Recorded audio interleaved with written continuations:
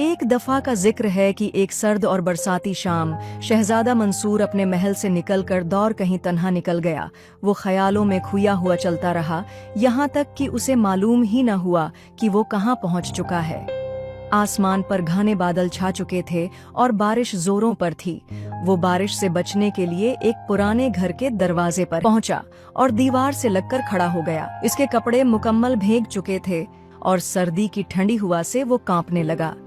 वो बारिश से बचने के लिए एक मकान के सामने जा पहुंचा, जहां उसने कई बार दरवाजा खटखटाया, लेकिन कोई जवाब न आया। बारिश में भीगता, सर्दी से कांपता, वो अपने घोड़े के साथ दरवाजे के बाहर खड़ा रहा, मगर अंदर से कोई आवाज न आई। दरवाजा बंद था और बारिश थमने का नाम नहीं ले रही थी। शहजादे ने बार बार दस्तक दी, मगर अंदर खामोशी छाई रही। दिल में उम्मीद थी कि कोई आएगा। एक शहजादे को यूं दरवाजे पर खड़ा देखकर शायद कोई बेनियाजी न बरते। जब कुछ न हुआ तो उसने फिर नजरें दौड़ाईं। एक और मकान दिखाई दिया, रोशनी भी झलक रही थी। वो इस तरफ बढ़ा। यहाँ एक बूढ़िया रहती थी जो आम नजर आती थी, मगर उसकी आंखों में एक खास चमक थी, लालच की चमक। शहजादे ने पनाह मांगी, लेकिन बूढ़िया ने उसे अपने घर पनाह देने से साफ साफ इनकार कर दिया, और जब उसने उशरफियों का वादा किया तो बुढ़िया मान गई। मगर यह मेहरबानी मशरूत थी। घोड़े की जगह अलग थी और उसके बदले मजीद कीमत मांगी गई। जादू के एक कमाल से बुढ़िया ने घोड़े को बल्ली जितना छोटा करके मर्गियों के डरबे में रख दिया। शहजादा हैरान रह गया, मगर खामोश रहा। घर के अंदर माहौल अजीब था। पुराने फर्नीचर और खामोश दीवारों के बीच एक नौजवान लड़की बैठी थी।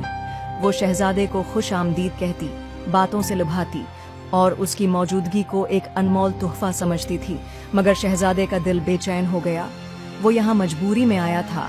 यहाँ की फजा में मसनूई खुशी और मफाद की बू थी। जल्द ही उसे एक और कमरा दिया गया, जहाँ एक दूसरी लड़की मौजूद थी, रखसाना। वो बहुत खूबसूरत थी, मगर उसकी खूबसूरती से बढ़कर उसकी आंखों में सच्चाई और नरमी झलकती थी। वो शहजादे का बिस्तर दरस्त कर रही थी और उसकी आवाज में वो अपनायत थी जो किसी अजनबी को भी अपना बना ले। शहजादे को अंदाजा हो गया कि ये लड़की इस अजीब घर का सबसे रोशन और बेगरज गोशा है।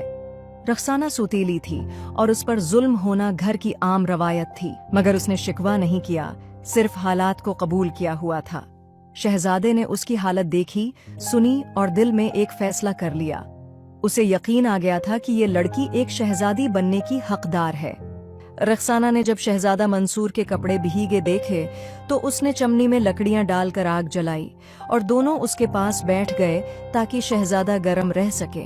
आतिशदान में आग दहकने लगी और सर्दी का जोर टूटने लगा। रखसाना अब सिर्फ एक मजलूम लड़की नहीं रही थी, वो शहजादा मंसूर के दिल में उम्मीद का एक चिराग जलाने लगी थी। जबकि दूसरी तरफ बूढ़ी औरत सईदा और शहजादे की शादी के मंसूबे बनाने लगी।